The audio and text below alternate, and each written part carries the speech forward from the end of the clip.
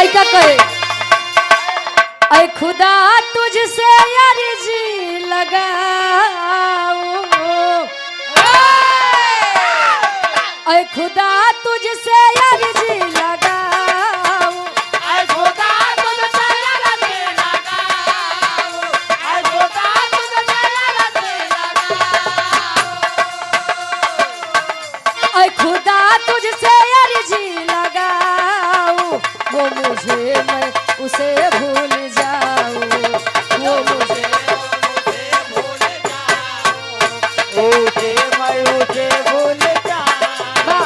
ऐ खुदा तुझसे अर्जी लगाऊं, ऐ खुदा तुझसे अर्जी लगाऊं, वो मुझे मैं उसे भूल जाऊं, वो मुझे मैं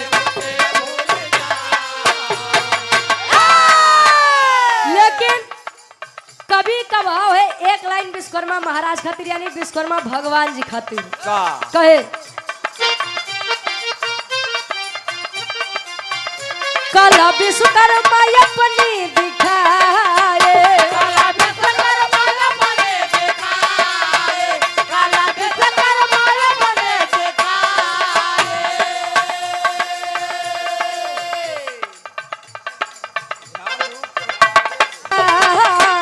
काला विश्वकर्मा अपने दिखाए, काला विश्वकर्मा अपने दिखाए। कला विश्वकर्मा अपनी दिखाए, अस्त्र शस्त्र ले वस्तु बनाए, अस्त्र शस्त्र ले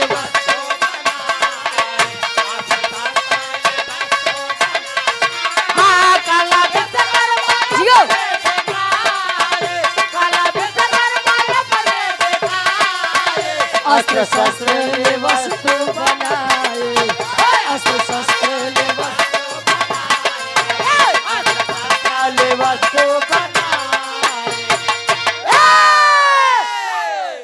कला विश्वकर्मा अपनी दिखाए। विश्वकर्मा भगवान के लोग उत्सव महोत्सव बड़े हर्षों और उल्लास के साथ मनाया करते हैं। 17 सितंबर को विश्वकर्मा जी के लोग पूजा थे भैया, देव सहित लोग मिल के विश्वकर्मा जी के पूजा थे। भाई दुनिया के पहले इंजीनियर रहे, आविष्कार करते रहे, आविष्कार करता रहे। हमारे विराह के कहानी के शुरुआत कभी जी से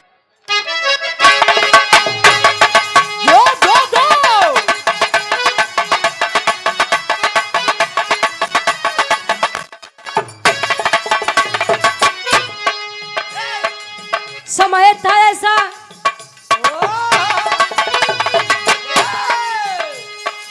समय था ऐसा सजा इंद्र का दरबार सही, नित घृताक्ष टीका मन में करे वार सही।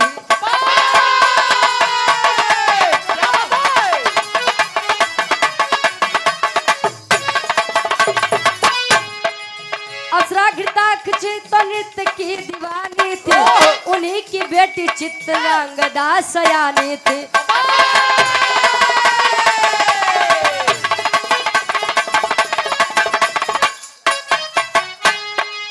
लोगों की भीड़ में जब दोनों सजा करती थी, लोगों की भीड़ में जब दोनों सजा करती थी, बस यही बात विश्वकर्मा बुरी लगती थी।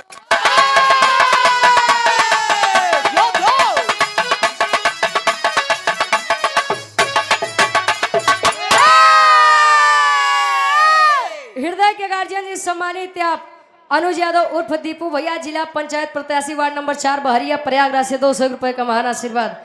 कहानी के समझ रहा आसान और पूर्ण विश्वास बा, कहानी शीशा के जैसा साफ हुई। विश्वकर्मा जी अच्छा भोला यादव जी कोंडा प्रतापगढ़ बाघराज से ये 200 रुपए का महान आशीर्वाद। प्रतापगढ़ वाले यहाँ क्या करते हैं तो देखा ही आई है। आशीर्वाद के चाह रहे क्यों बच्चे अपनी कला में कामयाब रहे। कहानी क्या समझ रहा विश्वकर्मा जी हीरा यादव भैया जी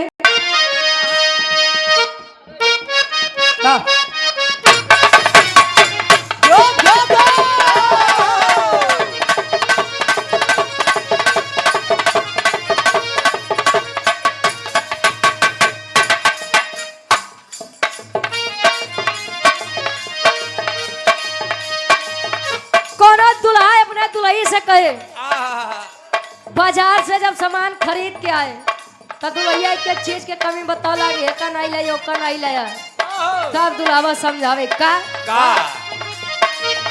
हई सेंट गम कौआ हमारे खातिर हई सेंट गम कौआ हमारे सब सामान बावे तोहरे सिंगारे खातिर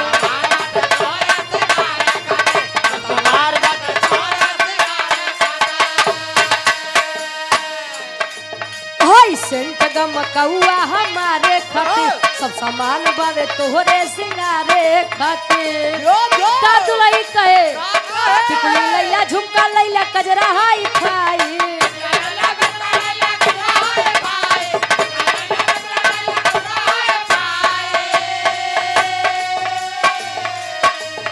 अरे टिकुली लैला झुमका लैला कजरा हाई फाई हाय हाय हाय सड़िया करियई के लाई भाव पर गौर करेंगे। विश्वकर्मा की बेटी चित्रांगदा स्वर्ग लोक छोड़ के मृत लोक में जब आती है तब होके गुस्सा में कन्या वहां से चली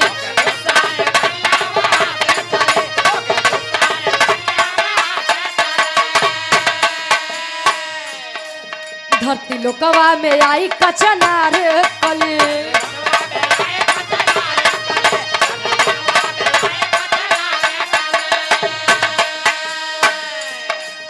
अरे भटके इधर उधर कहे कि किधर जाई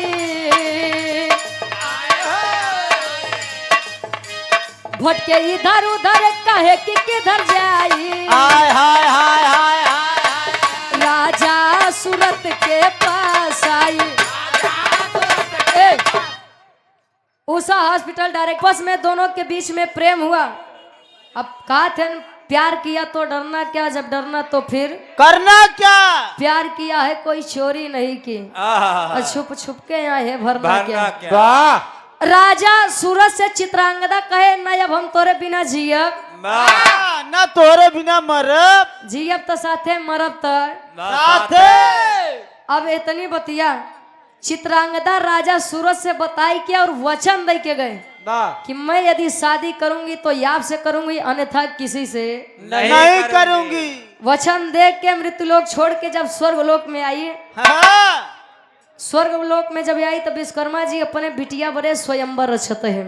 वाह जब स्वयंवर रचे स्वयंवर का मतलब अपने मन से अपने इच्छा अनुसार वर को खोजना।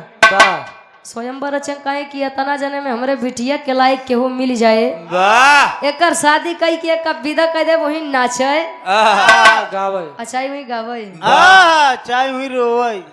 अब जब इतनी बतिया चित्रांगदा सुने तो बीज सभा में विश्वकर्मा जी से कह रही है पिताजी ए बाबूजी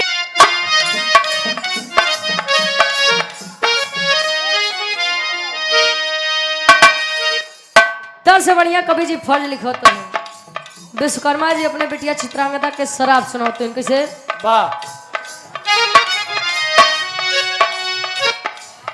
बिटिया के शराब दई दिहलेन हो विश्वकर्मा महाराज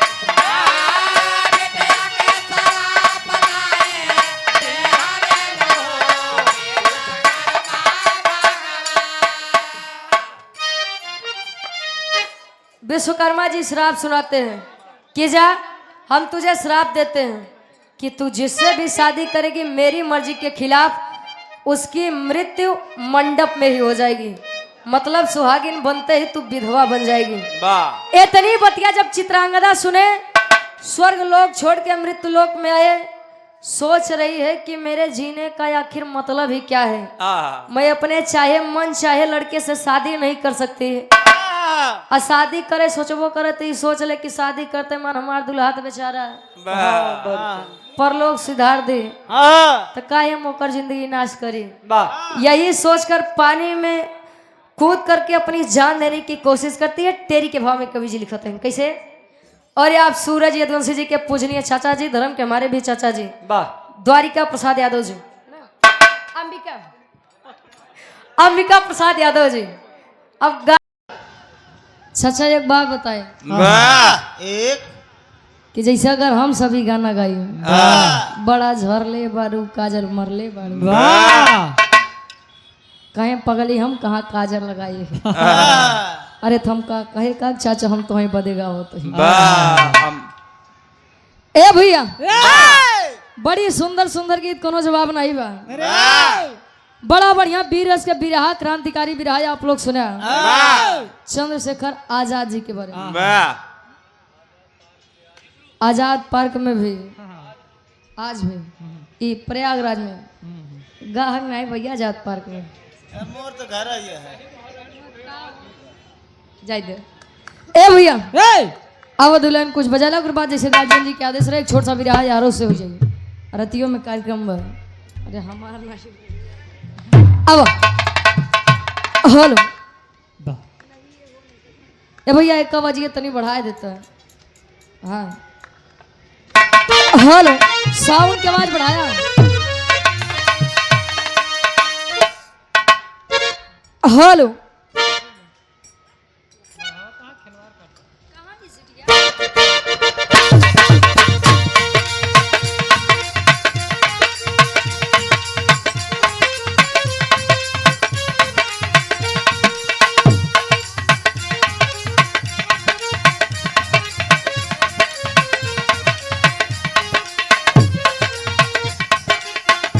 क्या बात है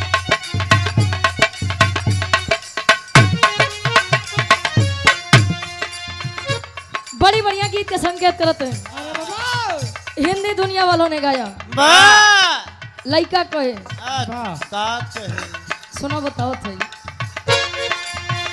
नहीं ये हो नहीं सकता कि तेरी याद ना आए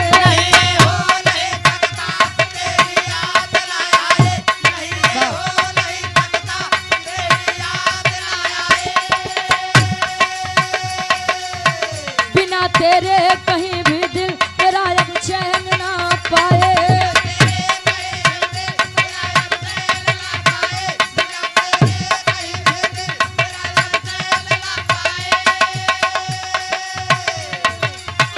नहीं ये हो नहीं सकता कि तेरी याद ना आए बिना तेरे कहीं भी दिल मेरा अब चैन ना पाए तुझे भूलने से पहले मेरी जान चली जाए तुझे भूलने से पहले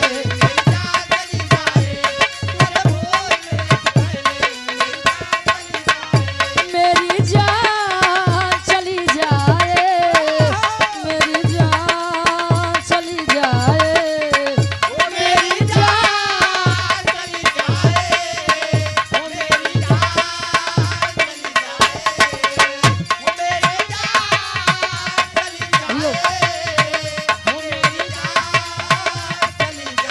नहीं ये हो नहीं सकता कि तेरी याद ना आए बिना तेरे कहीं भी दिल मेरा अब चैन ना पाए तुझे भूलने से पहले मेरी जान चली जाए तुझे भूलने से पहले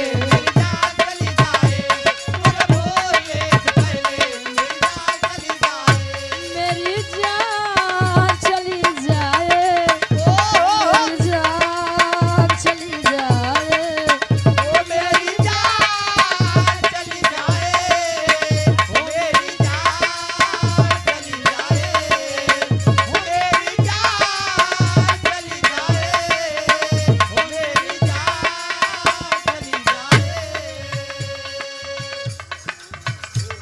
और आप सम्मानित अपना म्यूजिक प्रयागराज के प्रोपराइटर साहब आप महेंद्र यादव दादाजी प्रयागराज से चलकर आए हुए हैं गार्जियन जी के द्वारा 200 रुपए का महान आशीर्वाद आशीर्वाद के चारे कि हम बच्चे अपनी कला में कामयाब रहे लड़का तारीफ करे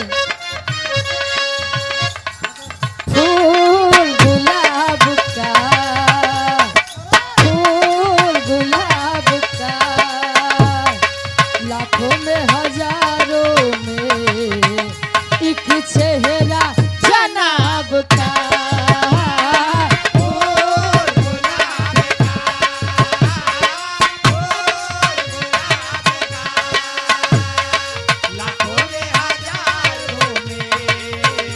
एक चेहरा जना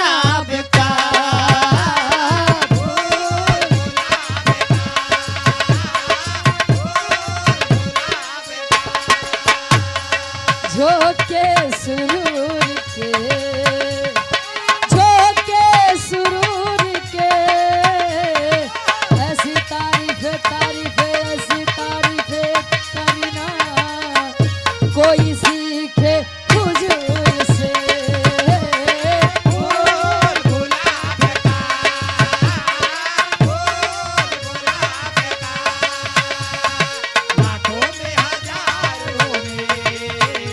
एक चेहरा जनाब का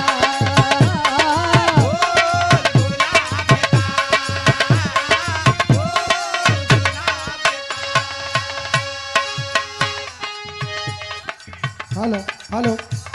हाँ, मठिया तरफ रोड पे जो बाइक खड़ी है, जिसकी भी बाइक खड़ी हो, आप लोग उसको हटा लीजिए। उधर से एम्बुलेंस फंसी है, खड़ी है। तुरंत जाके जिसकी भी बाइक मठिया रोड पे खड़ी है वो अपनी बाइक हटा ले, नहीं तो हम हटाने जाएंगे तो हवा निकाल के तभी बगल करेंगे। तत्काल वहाँ पे एम्बुलेंस फंसी हुई है। आप लोग मठिया वाली रोड पे जो भी बाइक खड़ी थी हटा लें। और आप सम्मानित हृदय के गार्जियन जी, सम्मानित आप शेर बहादुर यादव जी, वाह गार्जियन जी के द्वारा एक गुलदस्ता और 500 रुपए का महान आशीर्वाद। वाह आशीर्वाद के चारे के बच्चे अपनी कला में कामयाब रहे। और आप सम्मानित राकेश सिंह जी, प्रमुख प्रत्याशी गौरा से, आलोक यादव भैया जी, जिला पंचायत प्रत्याशी गौरा प्रथम से 500 रुपए का महान आशीर्वाद। आशीर्वाद के चारे हैं। और आप यम यम इंटरप्राइजेज, मोमुराद अली ऑल टाइप इंटीरियर डेकोरेटर, आप गार्जियन जी के द्वारा 200 रुपए का महान आशीर्वाद। माई भगवती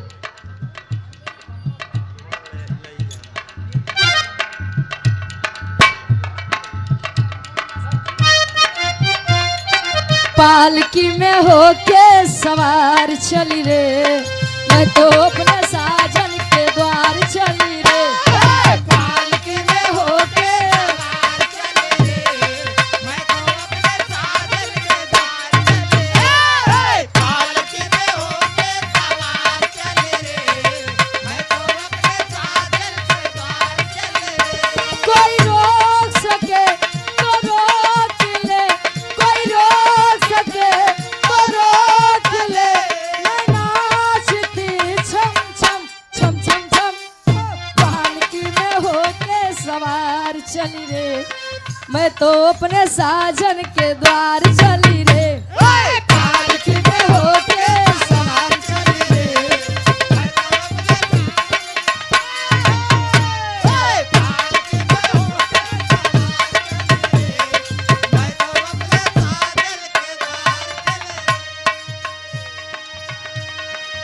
अच्छा, ये गार्जियन जी क्या आदेश बस समाजवादी गीत की हो जाएगी। Hello hello,